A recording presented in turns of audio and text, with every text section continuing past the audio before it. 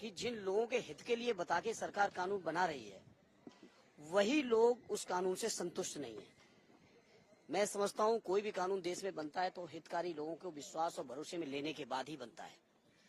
वक्त में बहुत मीटिंगें हुई, बहुत सारे डेलीगेशन मिले, बहुत से रिप्रेजेंटेशंस गए और मैं समझता हूं सभी ने इस बिल का विरोध किया है। जो एग्जिस्टिंग बिल है, पुराना बिल जो जिसपे आज भी चल रहा है, उस बिल से लोग संतुष्ट थे, उस कानून से लोग संतुष्ट थे, उसमें संशोधन की गुंजाइश और जरूरत नहीं थी। लेकिन चूंकि सरकार को आप देख रहे हो, रक्षा की जमीनों का क्या किया, रेल की जमीनों का क्या किया और कई मंत्रालयों की जमीनें को किस तरीके से औने पौने दाम पर लोगों को दी गई। इसी तरह से बीजेपी सरकार के लोग वक्फ बिल में अमेंडमेंट करके, सरकारी अधिकारी कर्मचारियों की दखलंदाजी करके, अपनी सत्ता का उपयोग करके वक्फी जमीनों को पर से जो असली उसके हकदार हैं, जो लोग उसका इस्तेमाल कर रहे हैं, जिनके हितों के लिए लोगों ने वक्फ में जमीन दान की है, डोनेट की है, वक्फ की है, उस जमीनों पर बीजेपी की निगाह है इस कानून को संशोधित करके उन जमीनों को हथियाने की। बीजेपी कह रही है कि पॉलिटिकल पार्टी ने हाईजैक कर लिया है, तो मुसलमानों का आंदोलन था आज उनका, उनमें आप लोग हाईजैक कर रहे हैं और भ्रमित किया जा रहा है। देखिए, पॉलिटिकल पार्टीज तो अगर कोई भी देश में परेशान होगा तो पॉलिटिकल पार्टीज की यही जिम्मेदारी है। अगर विशेषकर मैं अपोजिशन के लोगों की बात करूं, आज अगर वो आंदोलनरत हैं तो आखिर उनको आंदोलन पे आने की रास्ते जरूरत क्यों पड़ी? सरकार को इस बात पे विचार करना चाहिए। सरकार केवल अपने मन के तर्क को उठा के सच्चाई को नहीं दबा सकती है। सरकार से मैं पूछना चाहता हूं, आखिर मुस्लिम पर्सनल लॉ बोर्ड और उनके सारे संगठन के लोगों को आंदोलन करने की जरूरत क्यों पड़ी? सरकार इस बात का जवाब दे। आखिर वक्फ जो बिल चल रहा था, उस वक्फ बिल को संशोधित करने की जरूरत क्या थी? उसमें सरकारी अधिकारी कर्मचारियों की दखलंदाजी की आवश्यकता क्या थी? सरकार को इस बात का जवाब देना चाहिए।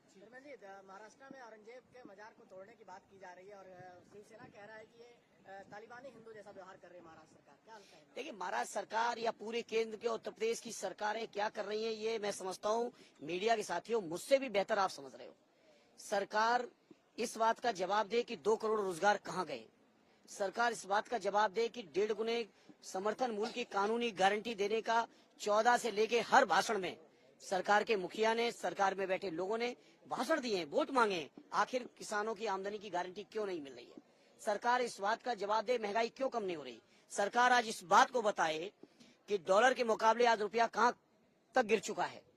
और जैसा प्रधानमंत्री जी अपने भाषणों में कहते थे कि रुपए की कीमत नहीं गिर रही, देश की साख गिर रही है, तो सरकार में बैठे लोग बताएं आज देश की साख कहाँ पहुंचा दी है?